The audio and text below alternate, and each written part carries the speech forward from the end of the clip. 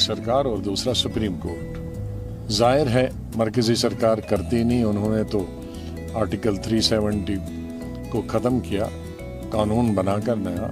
अब ये आखिरी हमारी उम्मीद थी कि सुप्रीम कोर्ट इसमें सुनाई करे और इसका फैसला सुनाए। 3 महीने 4 महीने इस पर बहस हुई पार्लियामेंट के अंदर और मुख्तलिफ वकला ने अलग अलग पार्टीज़ को और रियासत जम्मू कश्मीर के लोगों को रिप्रेजेंट किया, और उसके बाद जो आज यूनानिमस फैसला आया उससे मेरे ख्याल में जम्मू कश्मीर के सभी लोग, चाहे वो कश्मीर के हों या जम्मू सूबा के, वो खुश नहीं।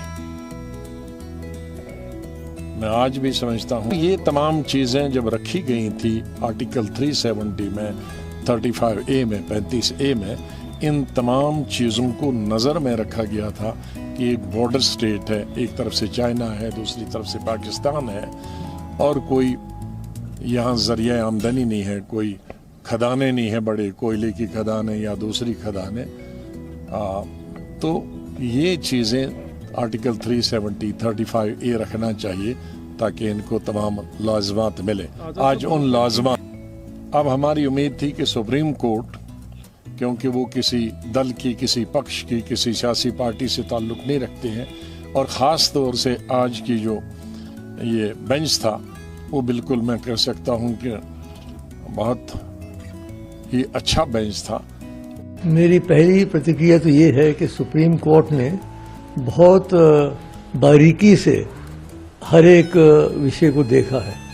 जो मैंने सुना चीफ जस्टिस जो पढ़ रहे थे उसमें एक एक क्लॉज, एक एक सब क्लॉज को उन्होंने देखा है, और सब परिस्थितियां देखते हुए उन्होंने एक नतीजे पर पहुंचे हैं।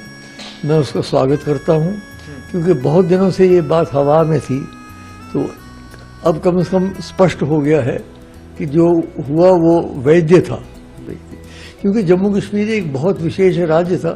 पहले कहते थे ये मुकुट है, ये भारतवर्ष का ये है, और मुकुट क्या रहा, फिर हरियाणा और हिमाचल से भी नीचे आ गए, यूनियन टेरिटरी बन गए। तो वो जल्द से जल्द, मैं समझता हूँ, मेरी मोदी जी से भी यही प्रार्थना होगी कि अब वो जल्द से जल्द राज्य का दर्जा दे दें। ये जरूरी नहीं कि पहले चुनाव हो फिर उसके बाद राज्य का दर्जा दिया जाए, बल्कि अगर चुनाव हो तो राज्य के लिए हो, यूनियन टेरिटरी के लिए क्यों हो।